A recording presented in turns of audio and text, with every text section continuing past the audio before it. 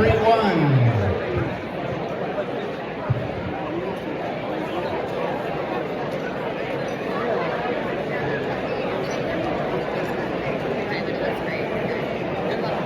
Okay. The program flow allocated 7 minutes for my welcoming remarks, which, for those of you who know me, is kind of funny. I'm going to do my best. I'm going to condense what I feel were 3 separate 7-minute speeches into one. But I want to begin by thanking everyone for being here.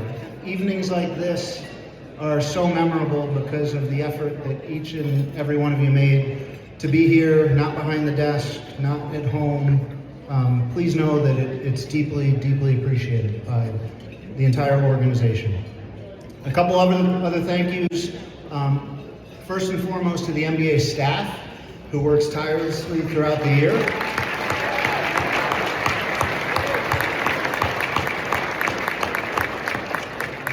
The work is often thankless, but you pull together events like this which create memories for a lifetime. So thank you, everyone at the MBA. Thank you to all the judges. There are many, many judges in attendance this evening. That is a choice that you've made to attend the Mass Bar Association's event. Your presence elevates the stature of our events. It never goes unnoticed. It is always greatly appreciated. So thank you to all of our judges in attendance here this evening.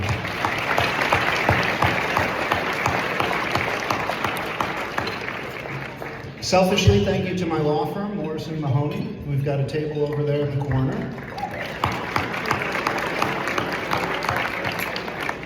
As unusual as this may sound in today's day and age, Scott Burke, Sean McDonough, and Ed Landers, who are all seated here tonight, hired me out of law school 22 years ago.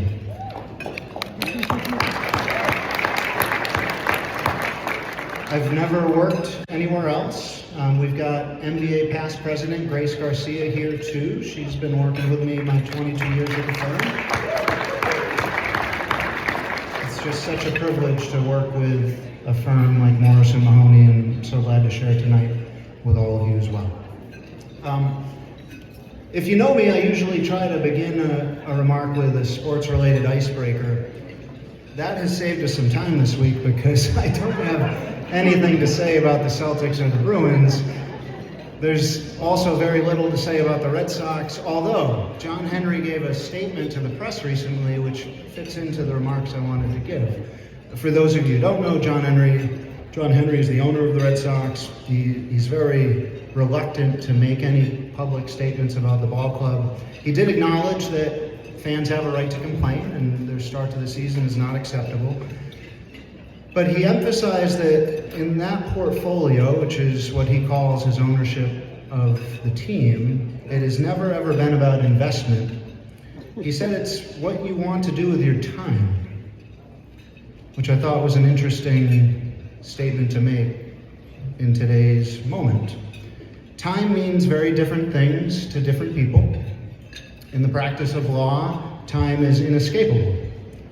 Whether you're trying to meet a filing deadline, or taking the bar exam and watching the clock, or if you're arguing before the appeals court or the SJC and you see the clock ticking down. If you're a transactional lawyer, you're often rushing to the registry of deeds to make sure something's on record. If you're closing a merger or acquisition, sometimes a midnight deadline can keep you up for 24, 36, 48 hours. Time means something completely different to criminal defendants when they're facing a sentencing hearing, or if you're incarcerated and you're counting down the days to your parole or release.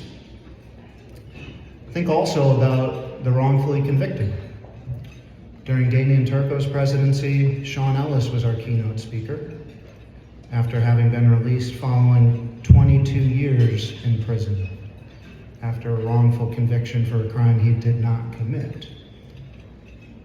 Or Rumeyya Ozturk, the 30-year-old Tufts University grad student who was taken off the streets of Medford, quickly transferred to a detention facility in Louisiana, where she spent countless days in a cell with 23 other women that was mouse and rat infested. What does time mean to her?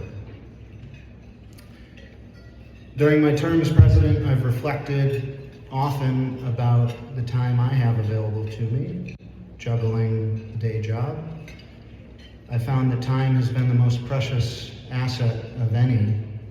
It's been challenging for me to continue mentoring associates at the law firm, advocating for our members of the bar, trying to stay as closely connected to my 14 and 16-year-old daughters, Elsa and Juliet, who would love to be here tonight, could not be here tonight. Elsa just had surgery on her ACL and lives in Pittsburgh, is not cleared to fly.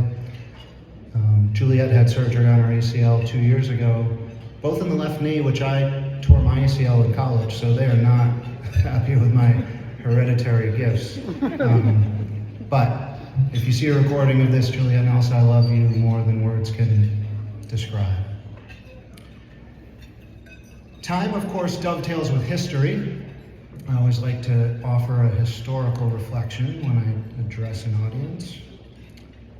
When I studied at Boston College Law School, Professor Dan Cocolette was a mentor. He allowed me to help him with his research on a colonial attorney named Josiah Quincy Jr. At the young age of 18, in the year 1761, Josiah Quincy Jr. began sitting in the back of the courtroom of what was then called the Superior Court of Judicature. He did that because in those days, decisions from the bench were only given orally, and he thought that it would be a good idea to preserve those decisions for posterity. So at the age of 18, he began writing down the oral rulings from the bench, and he did that for 12 years. Not something most 18-year-olds would consider taking on themselves, certainly not anything anyone asked him to do, but his decision of how to spend his time resulted in the first collection of law reports in the Commonwealth, which the SJC has then proceeded to cite as authority for the next 250 years. Perhaps not surprising that John Adams, when he needed a second chair to defend the British soldiers on trial for the Boston Massacre in 1770, selected Josiah Quincy Jr. as his co-counsel. Together they worked and prioritized due process and the rule of law over very, very strong public opinion to immediately crucify those British soldiers, and they managed to get an acquittal following criminal trial. John Adams continued his work, and in 1780 drafted the Massachusetts Constitution. Still today, the longest continuously functioning written constitution anywhere in the world. And when he wrote Article 30 of the Declaration of Rights, he created the first written separation of powers anywhere in the world, which became the model for the US Constitution several years thereafter. But unlike the US Constitution, John Adams included another sentence. It was more aspirational than legislative or requiring a particular edict to be followed. That additional sentence read, "To the end it may be a government of laws and not of men." And during this year, I've thought, why would he include something like that in a constitutional document? And I'm convinced that he was thinking about time. He was reflecting upon a world that just saw the end of the American Revolution, and he knew that the fundamental concept of democracy and the separation of powers that he wrote into Article 30 would never be safe. It would never be free from attack. It would always need constant attention and effort to defend. So when he wrote "to the end," he was writing to future generations, certainly of politicians, but because he was a lawyer, I think he really was trying to catch our eye. He knew that as long as attorneys took the same oath that he took to become a lawyer in Massachusetts, part of our obligation and responsibility would be to defend and protect the Constitution of the Commonwealth and the Constitution of the United States at all costs, because there will always be attacks on due process, on the rule of law, on separation of powers, and we can't shy away from standing up to those attacks with an equal, if not greater, amount of force and effort. What I've come to learn during my time as president is that I'm running out of it.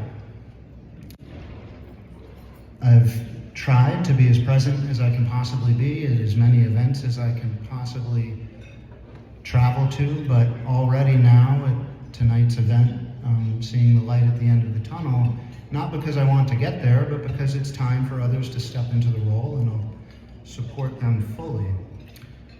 We've tried to be very proactive and forward-facing and public about our efforts this year. Just this past Friday, we were rallying on the Boston Common, where retired U.S. District Court Judge Mark Wolf gave stirring keynote remarks, and SJC Clerk Allison Cartwright re-administered the same attorney oath that John Adams took 200 plus years ago.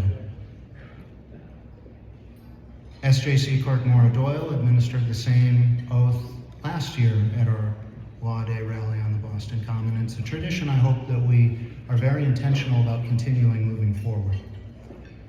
We've also reconstituted, through the help of Mark Moshe, our Civility and Professionalism Committee at the Mass Bar Association.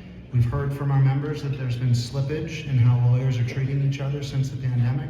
Part of that is owing to interactions on email and by Zoom, whereas previously you had to look somebody in the eye and shake their hands.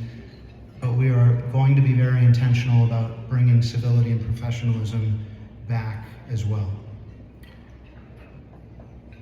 There's only so much that can be accomplished in a single year, but everyone here is in very good hands with Sam Siegel, who will succeed my term as president, and a great officer team who's been super supportive of my term.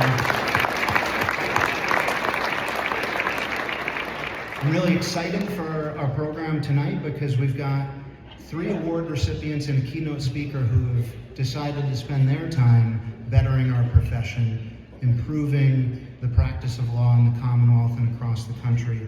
So you'll hear from our outstanding young lawyer, Attorney Forgione, from our Chief Justice Hennessy Award recipient, Associate SJC Justice Serge Georges, from our Legislator of the Year, Senator Edwards, and then a keynote speaker, Liz Oyer. Thank you so much for coming up from Washington. I can't wait to hear your remarks. You'll see me intermittently throughout the evening just to introduce who our next award recipient presenter will be. Each of our officers will be presenting one of those. So thank you very much for your time. Thank you very much for your intentionality in being here tonight. And I'd like to welcome to the stage Mark Moshe to present the Outstanding Young Lawyer Award. Thank you, everyone.